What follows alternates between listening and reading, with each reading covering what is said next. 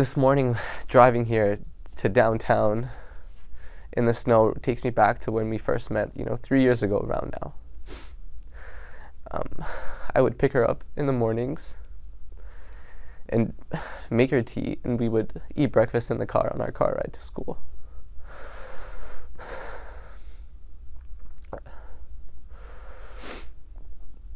It's just little things that we shared like that. Anything I do reminds me of her.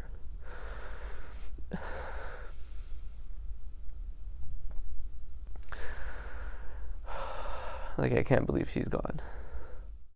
We met through some mutual friends, but I think what really strengthened our relationship was the fact that our vision for the future and our career goals aligned.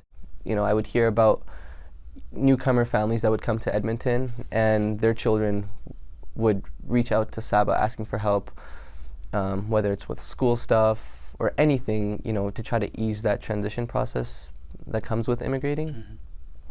So she would often spend times, tutoring her mom's friends, sons or daughters in school, whether it was with mathematics, English, or anything, just to give back to the community. And yeah, it's very difficult to see that she's no longer here, because they were all angels in my eyes. Honestly, everybody's in shock. The whole family's in shock. My family's in shock. I'd come home from university. I was very excited that she was coming back to Canada, because in Iran I wasn't able to talk to her as much due to the time differences. So I was just at home. I was about to start studying, where my mom texted me asking me what flight were Saba and her family on. So I told her the flight number, and I asked her, why do you ask? And she's like, oh, I was just wondering. She didn't tell me the news right there. A couple minutes later, I had one of my friends who was also very close with Sarah. They were best friends. He reached out to me asking me the same question: what flight number were they on? And I told him, and at that point I was kind of suspicious, why are people asking me this? So I asked him, like how come? Why do you ask? And he replied with, did you hear what happened? And I said, yes, I know that there were some attacks on American bases in Iraq. Is that what you're talking about? And he said, no, there was a plane crash right outside of the airport in Iran. So in that moment, my heart dropped.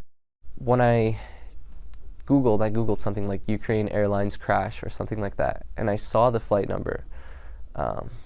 That's when I lost it, and I knew I couldn't stay in Calgary. So I got up, I threw everything into a duffel bag that I had, threw it in the car, and started driving back towards Edmonton.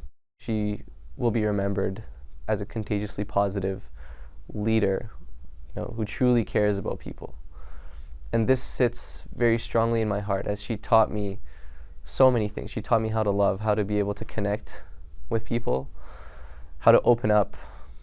It is my passion to pursue everything that she was passionate about.